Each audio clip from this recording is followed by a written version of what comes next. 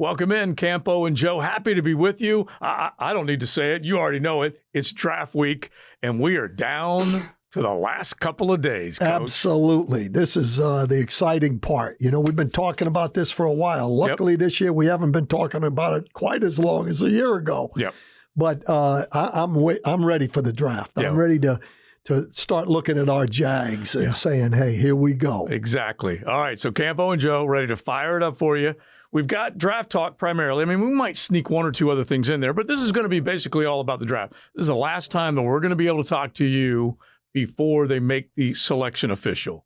Are they going to stay at 24? Are they going to have more than one pick in the first round? Are they going to trade out of the first round? I mean, there are some possibilities of what might happen, but we figure, we'll throw out some of those things, thoughts and theories, but we're going to at least zero in on the type of player, the quality of player, how tough it is to select when you're at the bottom. Can we call it the bottom third of the draft? It's not an easy decision to make. No, the good thing about it, in my opinion, is what you've heard me say before, is that a lot of the players at this particular point in the draft are very similar grade-wise. Mm-hmm. Once you get to the number 18, right. Most teams only have 18 players at the most with first-round grades. So then everybody else have gradients between who they have at number 23 as opposed to who they have at number 45. But basically, they're the same player, and you can really, different traits, what traits are you looking for? What positions are you looking for? That comes into play unless somebody that you have up in there in that top 18 or so falls to you. Then you have to make a decision based on where you have them on the board. All right, now this will not change what the Jaguars are going to do with their 24th pick, but let's at least touch on it. There's a hot, juicy draft rumor that includes the quarterback position, Will Levis being the guy that is at least being thrown out there. But let's also talk about the big quarterback move that took place. Aaron Rodgers leaves Green Bay and comes into our AFC, okay? Our AFC. What did you think about that and how it can impact the actual AFC playoff picture? Well, first of all, the AFC is so much stronger quarterback-wise than the NFC right now. There's probably 8 guys that, are legitimate, has a chance when everything goes right and who they've got around them to give them a chance to make a run. I think the Jets did a super job with that decision. I think Aaron Rodgers has got more left. I watched him. He hasn't had the firepower that he's had in the past in Green Bay. I think it hurt him this year. I think he's capable of having another 2 or 3 good years. And they've got a defense that's a chance, a good one. I mean, top 4, top 5 in the league. So, when you've got that situation, if they do a good job drafting now, going out and getting a couple maybe more receivers, this and that, that can help them offensively, I think they've got a chance to do something. And I think that puts the pressure on everybody else because that's just another quarterback in the league that has some skins on the wall. Yeah, Jacksonville, if nothing else, we had it over the Jets the last handful of years. Right. Jacksonville could at least pencil in a win against New York when they were going to face the Jets. They don't face them this year, which is good news. But the thing of it is it does what you're saying. It throws another name into the equation. This team's trying to win the division first and foremost, which they've got a great shot to do. And then after that, they got to make sure they got the best playoff positioning. We were talking on XL Primetime earlier. Are there 3 playoff teams in the AFC East, potentially? Do you think Miami, Buffalo, and New York? There is, yeah. I mean, I think all of those teams have something that sticks out. Right. They got Josh Allen up there, and they got Diggs up there, and you look at Miami, they got 2 great receivers, and just went and got Jalen. Yeah, and so and I think that they've got a definite chance. Yeah, and then of course now the Jets. Yeah. I really think that we have a great position here in the AFC because I'll be honest with you, and I might eat my words on this, but none of the quarterbacks in this year's draft really concern me going forward in comparison to the guy we've got. Yeah, I like that. And I think that's, but again, I've always I've always felt from day one when I got in this business that iron sharpens iron. Mm-hmm. The better teams you play against during the course of the year prepares you for the playoffs. Yeah. We always felt back in the day with the NFC East, that was a power, strong division with the Cowboys. You had to slug it out. We had to slug it out, and we knew it was preparing us for the playoffs. And I think having the great group that we have now in the AFC, I think that just makes the AFC better, in my opinion. And I agree with you. Doug Peterson may feel the same way you do about the NFC East coming from Philly, because it did. It made them better. But there is no question that there's now a hierarchy of quarterbacks, beginning with Pat Mahomes. Okay, he is right now the GOAT, the current GOAT. And then you can have some combination of Aaron Rodgers, Trevor Lawrence, Josh Allen, Justin Herbert, Lamar Jackson, who we need to bring up because something could happen draft night. Who knows with Lamar? But he's still obviously a big-time player. Burrow and on and on and on. I mean, there's a lot of good quarterbacks and teams in the AFC. Yeah, there's no question. And I think, the AFC's in the front right now, and, I think it really bore out in the Super Bowl this year, and I think Doug realizes, he said back in the middle of the year, he made a comment to the guys, get ready to play on the road in the playoffs against Kansas City, Buffalo, and, he thought we might play the Chargers on the road too, but we didn't. We played them here. So right here. The one thing about being in the AFC South is that we have a chance to get home field advantage. Right. And I still think home field advantage is important. I don't think we would have beaten San Diego on the road getting off to the start we did this year. Being at home, that was a big factor in the ball game. The L.A. Chargers coach. You got to pay a fine. I know it. I apologize. It's somewhere out there on the... old dogs, new tricks. Sometimes it's hard. LA All right, now Chargers. listen, I'm going to let you do some of your research for the fans because we need to talk about the Jaguars. I'm going to get back to the quarterback draft talk before we're done, but let's give our football Duval fans some of what they're tuning in for. Okay, so you have really put together a lot of names and possibilities, and that's what the 24th pick overall brings. It makes you do a lot more work because you're not focused in on 1, 2, 3, or 4 targets. You're focused in on, what would the rough number be of potential picks in that 24th slot, Coach? Well, there really could. There's any number. At least a dozen, there. right? Yeah, for sure. But, I said earlier, I'm looking here, I probably got 15 or 16 names written down here that I would be happy with that, if we picked them. Even though there are some different positions, they may not be the number one position of need, right? But they're guys that are capable of being there. That if they're there, we should take them. All right, so let's just go through a few of these, and I think you and I have kind of. I'm not necessarily saying I think they go offensive line, but you and I both agree that the big men are hard to find. If you find a good one, get him because there are only so many of them. I'm not necessarily in the camp that you have to go offensive line, but are you more and more convinced that if there is a good target there that they're going to go down that road? I think that's where they'll go. I think they'll go big regardless if there's one there that they really like. And that's in the defensive line as well. Okay. We've talked about the fact that, we need more pass rush. Well, maybe that pass rush doesn't come from the outside. Maybe it comes from a defensive lineman that's tough to handle, and the pressure in the middle makes the outside linebackers that much more effective, and you don't need as good a ones. You know how I feel. You get that quarterback off his spot. You make him uncomfortable. And we're talking about getting at his legs, getting at his arms. He's going to move, and then your pass rush is going to meet him somewhere outside of the pocket. And honestly, I do really believe that's hugely important. But is there a quality guy at that 24th spot? Well, the one guy that I keep hearing that may be there is Brissett. Okay. As an inside guy. Yeah, out of Alabama. Yeah, he is a tough to block, physical. He was one of the better players in the country for until he had, he had I guess he lost a family member and he's been banged up a little bit. But if a guy like that is there and you might have wanted an offensive lineman, but the guys that this is a deep offensive line draft in my opinion. Right.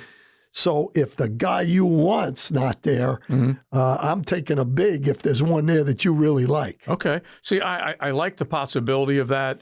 At least a few of these mocks have him sliding past Jacksonville at that defensive tackle spot. The New Orleans Saints has been mentioned. They've got a great one in Cam Jordan. They've had a lot of other good interior guys. You make Cam Jordan that much better if you have an interior guy. And he's 6'5", 300 pounds. You got a couple of guys that are coming out of Clemson that are really, really talented players. Yes. And that's who Murphy on the edge, Brisset. Inside. See or say, it doesn't matter. He's a good player, and he's also a third-year sophomore too, Coach. Yeah. And so that helps, right? Sure. He's a young guy. Yeah. And I tell you what, if Miles Murphy goes down there, that's one that it doesn't matter. You go ahead and take him because he is an edge guy. I love the guy. Yeah. And he could be a 5 technique. Or he might be a stand-up guy. Okay. I don't know. I know he's good athlete. And I always feel like we have to keep adding into our conversation, and this will be a developing theme, something we'll keep an eye on. Coach feels strongly about the possibility of Trayvon Walker being looked at as an inside pass rusher. And I'm inclined to agree with this guy who's drawn up a bunch of it through the years. And I'm also inclined to think that what he was doing on the outside doesn't look like he's naturally suited to do. And so I do think this is going to be part of their decision making. Well, and I heard Leon mention this in one of the shows where he said the one thing that sticks out to him about Walker is when he made the most problems for the offense was on the twist stunts where he came underneath. Yes. And he hasn't been as proficient outside as far as the different moves, pass rush moves that you need out there. Athletically, he's good enough to do it if he progresses. Right. But when he has run the twist stunts where he's ended up over the guards, he's unblockable. They can't. First of all, he's more physical, and he's playing against guys that aren't as good a pass blockers. Right. So, exactly. So that situation, if he was to do it full-time inside, I think he would be in the same position. Yeah. Or create some more moves on the outside. Absolutely. Because you can't be a one-trick pony. Absolutely. Dante Fowler was quickly figured out when he came in from Florida. They said, this guy's got one move. That is it. Yep. And we've seen others that have had to deal with that. All right, so we're looking at an inside guy. We're looking at an outside guy to the offensive lineman. If there is one who might fall to them at that 24th selection. Another big man we're talking about. Well, I'm hearing about Wright. Okay. And to me, Wright is we'd want Wright. Yeah, Darnell Wright, and he has been mocked all over the place. Yeah, and if he falls there, that would be a huge pick for us, in my opinion, because he's a guy that can play right tackle and 6'5", 333 pounds. Yeah, and athletic, and all the things you're looking for. Once you pass him, though, it's pretty much second grades left. Now, I think a guy like Harrison, Bergeron from Syracuse, I think those guys are mid-second round players. Okay. But guess what? Mid-second round players at 24 are not that bad because they're all the same. Yeah, they all have basically the same grade. If you want a lineman, those are the guys that you either make a decision to back up if nobody else is there. In other words, if everybody's there, is not there, and you have a chance, you want that offensive lineman, you can back up and have a chance to get one of those guys. If not, if you're stuck, you can't move, and you definitely want that offensive lineman, they are good enough, in my opinion, to make that pick at 24. And they know that they've got a tough decision, not necessarily answer right now, but answer next year. We're going to clean some money off the books. If they say goodbye to Cam Robinson, didn't ask him to renegotiate, nothing like that, because that means money up front. That also means extending a contract. So he's very likely to be out the door. We don't know how healthy he is either. Yeah, and here's the things that you're looking at. I mean, you look at who's going to be available at 24. Mm-hmm. There's a couple of tight ends available. Yeah. There's an edge rusher, Ojulari, in my opinion, that's pretty good. Mm-hmm. You got Brisset, you got Branch. Mm-hmm. There's going to be some decisions there if you want to stay, and you have to stay at 24. Mm-hmm. There's no offensive lineman there except the guys in the second round. Right. If you look at all the mocks and all that. And look, let's not forget, even though this was at the top of the second round, Cam Robinson was a second-round pick. Walker Little was a second-round pick. Jawan Taylor was a second-round pick. And we can go all the way back to Maurice Williams, who started a long time here, a second-round pick. It can happen. You can find quality there. Our center was a third-round pick. Yeah, exactly. Right? Yeah, Luke Fortner and Brandon Linder. I think Meester was a second round. He was a second-round pick. Yeah. But Brandon Linder was a third-rounder. A.J. Cam was a third-rounder. And, as you said, Luke Fortner was. Right. All right, so hit me with Brian Branch, because the thing that I think, draftniks are drilling down on this. You certainly have done your research. He is a cornerback / safety. He might be looked at as a safety / cornerback. And that's the tough decision. Do they need that? And will they get the player they need right now? Well, let me just say this. I think our safety this year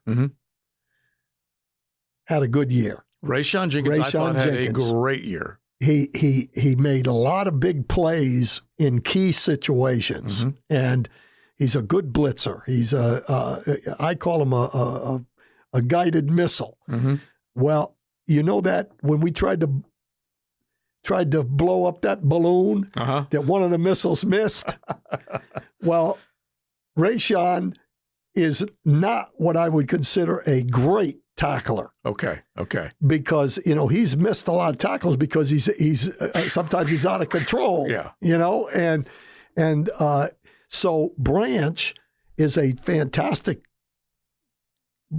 tackler, blitzer. A lot of the same things that Rashawn did great, he does as well as being a great tackler. Right. So as a safety, I feel good about him.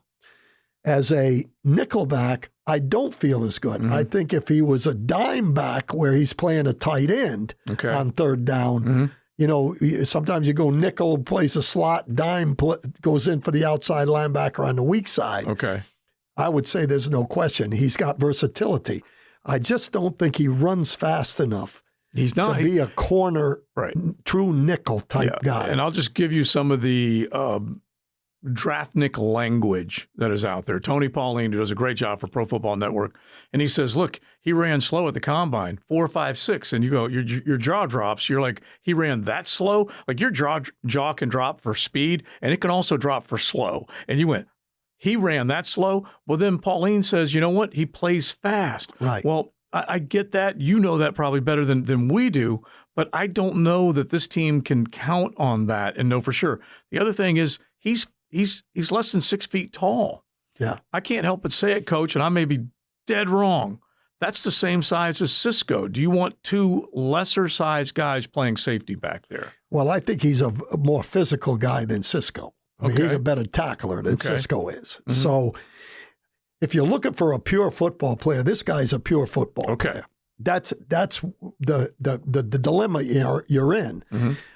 I just think that when it comes down to a corner has to be able to run. He plays faster in the game than his time speed is. And this is also a dumb question. Does he play faster as safety or as corner?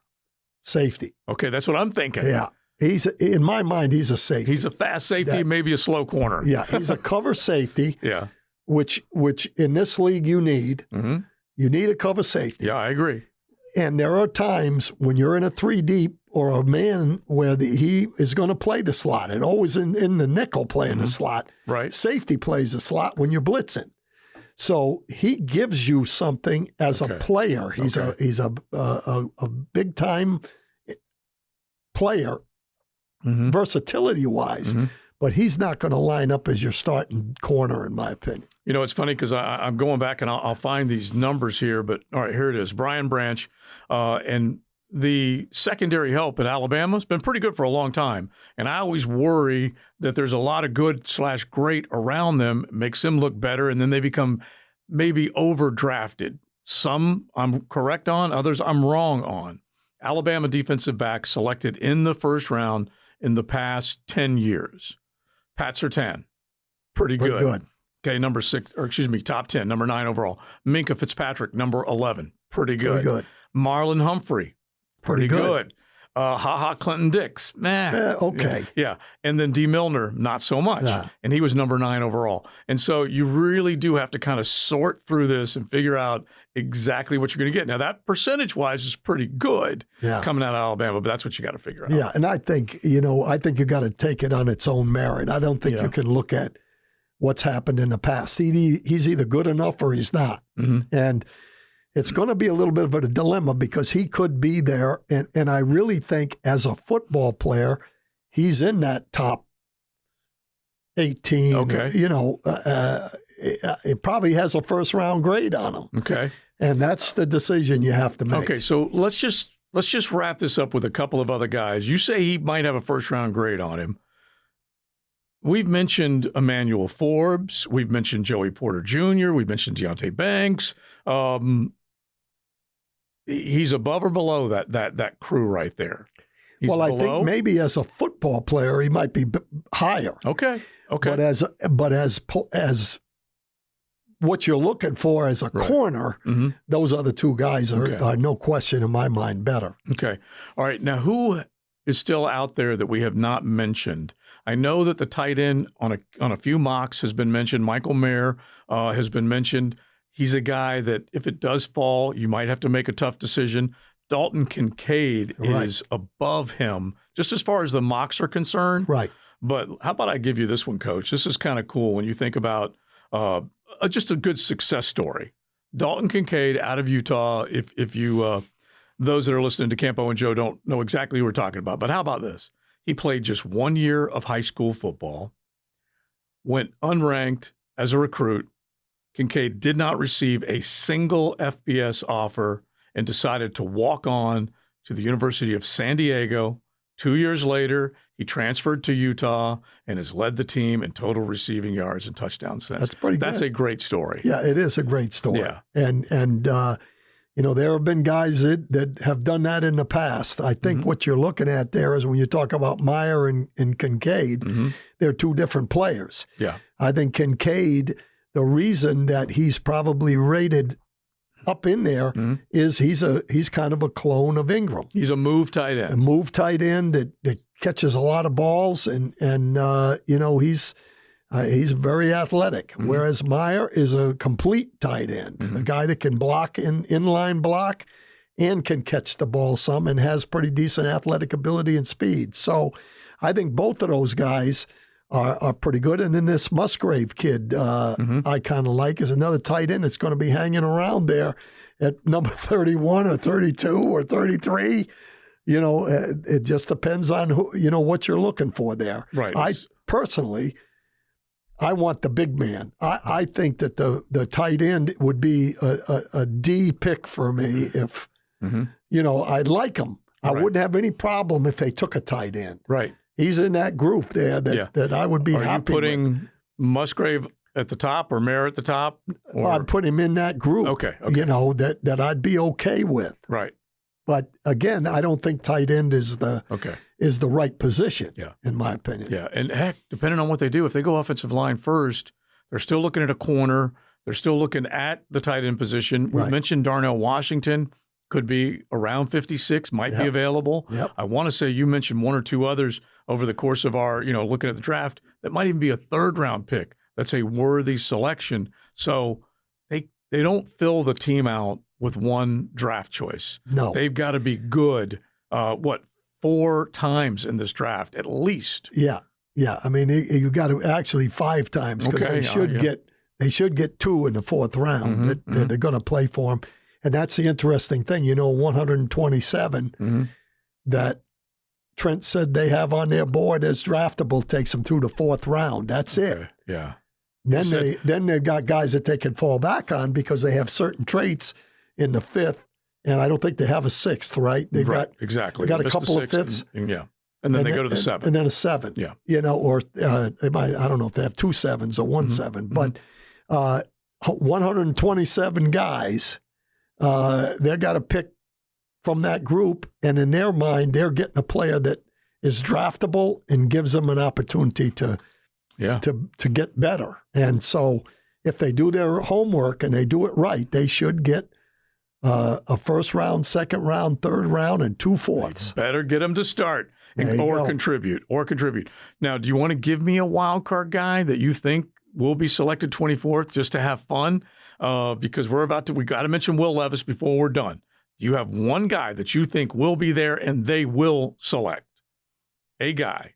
Because it's funny, when we're looking at some of these mocks, the potential is there for a couple of these guys at key positions to drop. As an example, Miles Murphy is below that Mendoza line, that 24 line right now on a couple of mocks. Who would you throw us a wild card pick? Well, I'd take Miles over a bunch of people. Okay. Murphy's a player now. Okay. And I like what I see. He's got bend. He's strong. He's fast.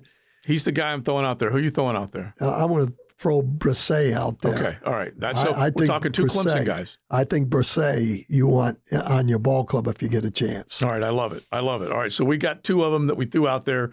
Big men, both of them on the defensive side. Brisset 6'5", 300 pounds, room to grow into his body. As we said, he's a sophomore.